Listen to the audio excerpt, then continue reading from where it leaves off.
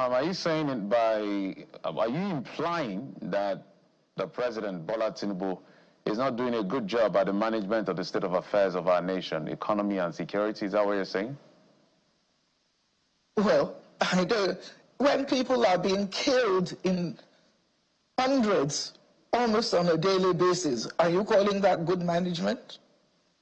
When people cannot even eat 1 square meal a day, do you call that good management? I certainly don't. But if you were to have a conversation with him in terms of, you know what, let's talk about Nigeria, what would you say to him, ma'am? Well, I'll say to him what the things I've been saying just now, that we have to sit down and rejig Nigeria. We have to sit down and think how we're going to provide employment for our youths, how we're going to put food on the table of every Nigerian, how we're going to provide good health services for our people instead of our elite who can afford it having to run abroad every time they need medical treatment. These are the basic things that any government should be able to provide for its people. And if you can't provide food, security, education, and things like that for your people, then what on earth do you think you're doing in government? You're not doing anything. You're just being there, earning a salary for nothing. We're old people now. We're on our way out. But we have to think of our children and our grandchildren. It's not a question of going for 2027. It is a question of what is right.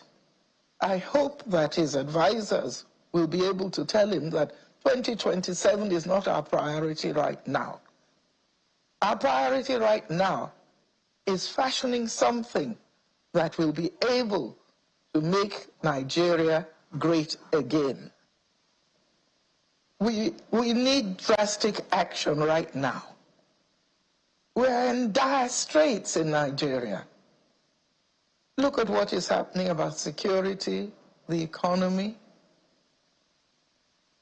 our educational system, our health system. Everything is in a state of flux.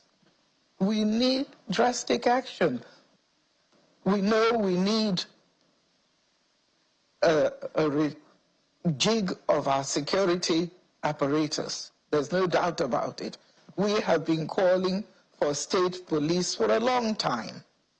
So we have to change the system and have a system which works and is more economical for the people so that we can actually improve our social and economic situation.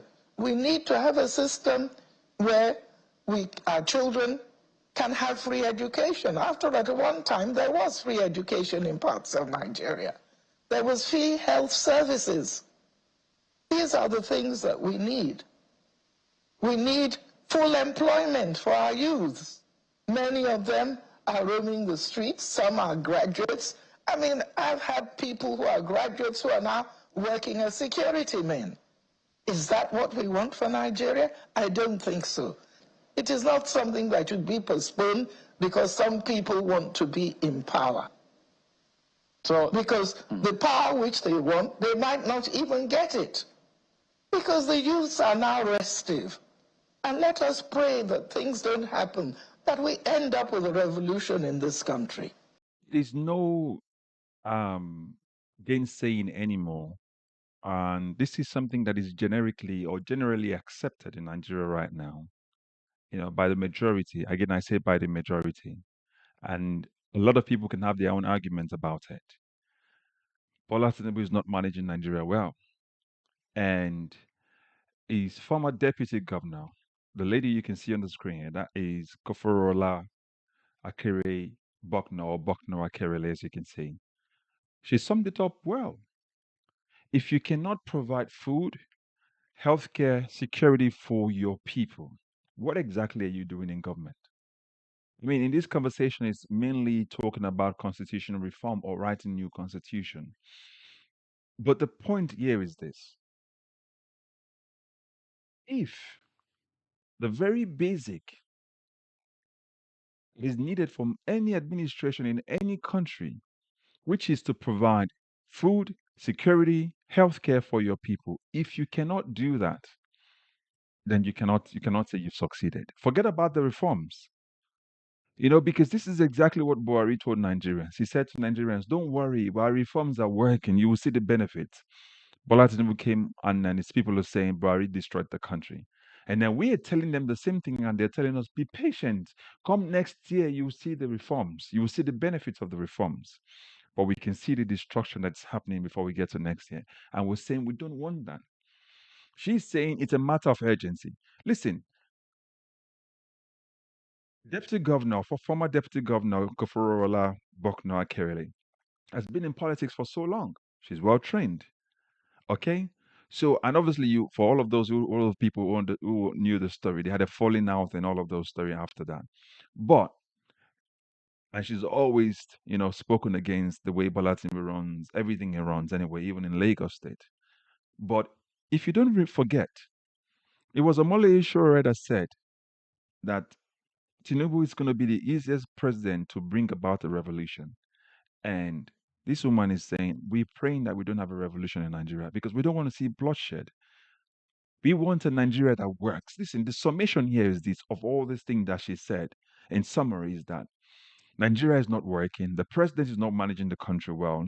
And if you're not doing anything in government, which he's not doing right now because his policies have all failed. Remember, in VDM's Very Dark Man's one of his videos, he said to Bola Tinubu, he said, people wish that you were Buhari. People wish that what happened to Buhari happened to you. And he tried to caution him and told him that all of his administration, all of his policies in his administration rather, they've all failed. Nothing has worked. Absolutely nothing has worked.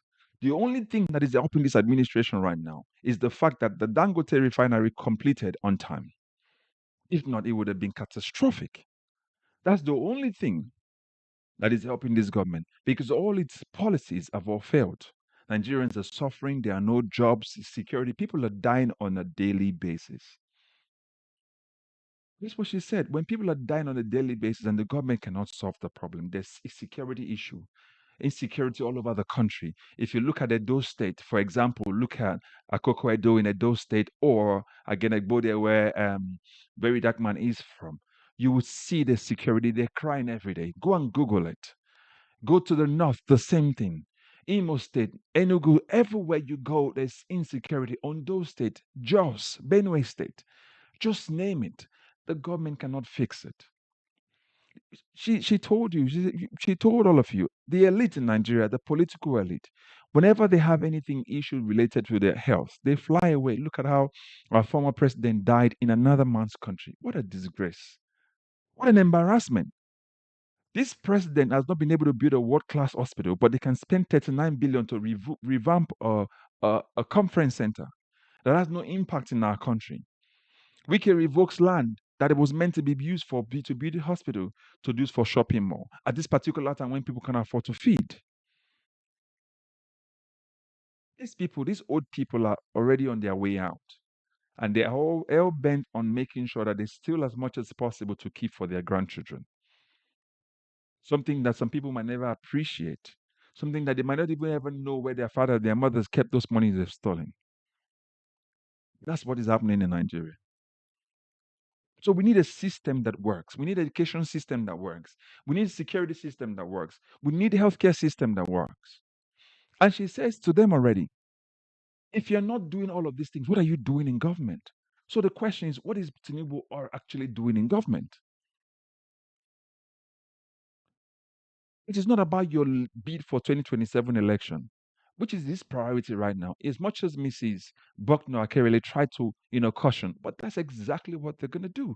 That's their priority right now. How to remain in government in 2027, where the Nigerians have not seen the benefit or the dividend of saying that there's a Bola Tinubu administration. The Nigerians have enjoyed the benefit of it. Even the people who voted for him are crying.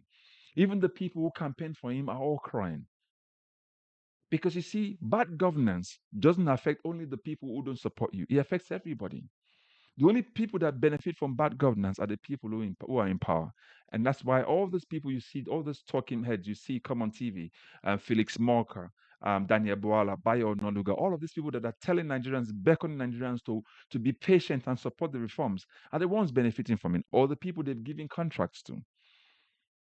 But the ordinary Nigerian on the street is not benefiting from, they're struggling to eat.